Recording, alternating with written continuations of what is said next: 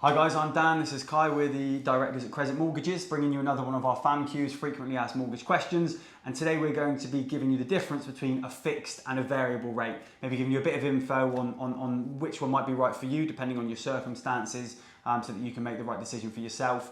Before we jump into it, just to remind you that we are, what are we? Experienced fee-free mortgage brokers with over 20 years in the industry. Yes, that'll do. Yeah. Okay, all right, let's jump into it. Thanks a lot.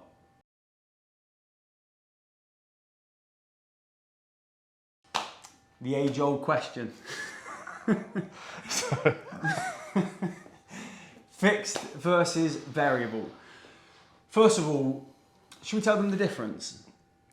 Just in case. Yeah, the difference between the two. As you know, I'll go. You go. You can come to it in a second. Thank you. The first thing, just to give you a bit of background, is that when you pick a mortgage, so when you're purchasing a property or when you're remortgaging an existing property, you will normally have to pick a scheme, so a type of interest rate that you're going to move on to for the foreseeable future. You can usually pick a time frame, whether that's a 2-year scheme, a 3-year scheme, a 5-year scheme, maybe an indefinite scheme sometimes. When you pick that type of scheme, usually the first and biggest decision that you'll make is whether you go for a fixed rate or a variable rate. Okay, now it's my go. Okay, fine, thank you. So what are they? So a fixed rate is quite simple. It is a fixed monthly payment for a specified period of time, as Dan mentioned. Your payments will not change at all through those 2 years. You keep talking.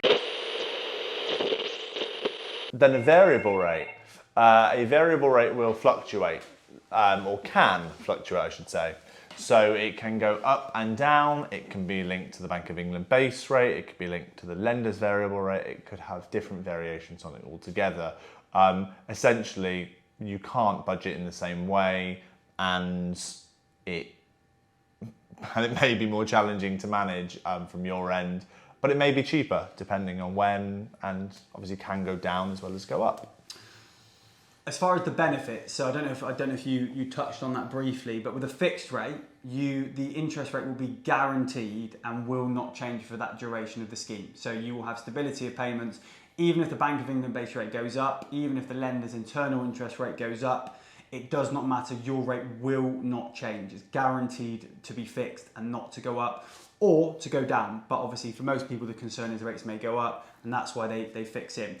That's the benefit of the fix. Benefit the variable types of rates, it's not as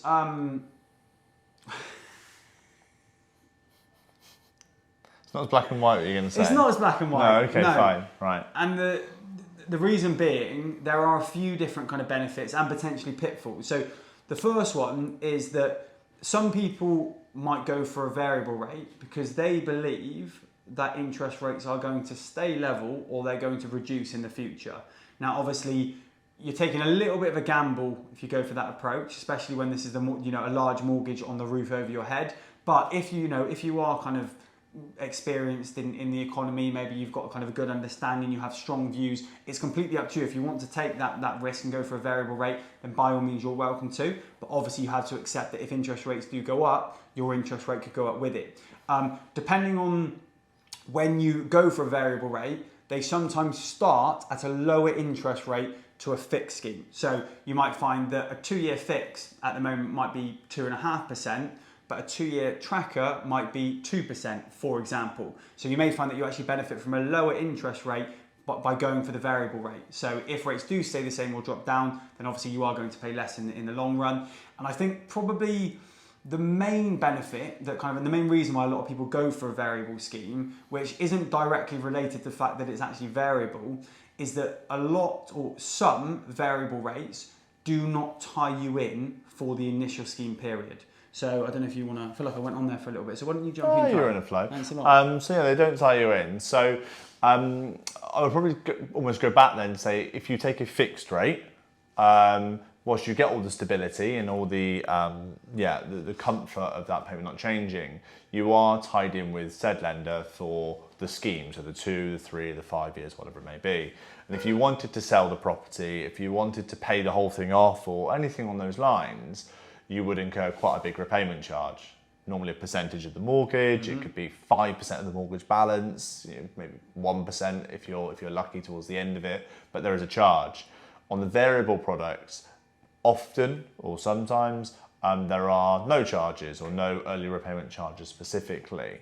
In which case, if you do know you're going to move in a couple of years' time, then in that scenario or in a year's time, you don't want to be necessarily tied into a fixed rate where there will be a big charge. You might want the freedom to move or pay the thing off if you're coming into money. So that's probably the biggest reason, isn't it? So some people want that flexibility to move, and they accept that although they're not going to get the stability and guarantee of a fixed rate, they are going to get the flexibility to be able to redeem that mortgage whenever they want, which is ultimately at that point the biggest priority for them.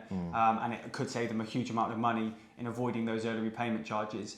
I think, was there anything did we want to get into any deeper than that, or? No, not really. I think, those are the people that would take variable mortgages. Fixed rate mortgages, a lot of people are obviously taking, and they're more popular, but it is specific to each person. Yeah. No, that's probably the most important thing. We could spend all day talking about it, but really you have to have a conversation with you, the individual, to understand what you need to be able to figure out what you should take. Yeah, exactly. So just make sure you have the conversation. Again, if you speak directly with your bank, they won't always give you official advice. They may just give you a list of schemes to choose from. But if you deal with a qualified mortgage broker, we have to give you advice, and we have to take all of your information and basically give you the right scheme for what we think you should go for based on your circumstances and your plans. So obviously, any questions, give us a call, leave them in the comments, and we'll see you next time. Thanks a lot.